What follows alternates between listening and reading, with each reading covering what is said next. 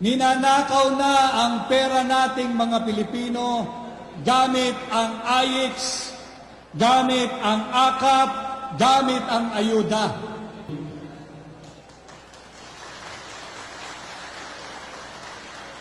At ganoon din ang ginawa nila, hindi na kontento, patuloy ang pagtangkang pagnanakaw sa posisyon ng pangalawang Pangulo ng Republika ng Pilipinas. Alam kong alam na alam ninyo na nakabinbin ngayon sa Senado itong huwad na impeachment complaint laban kay Inday Sara Duterte. Ninanakaw na ang pera nating mga Pilipino gamit ang AIX, gamit ang AKAP, gamit ang ayuda. Pati ba naman ang posisyon ng pangalawang Pangulo, ipananakaw pa natin sa mga elitistang mambabatas? Huwag kayong pumayag.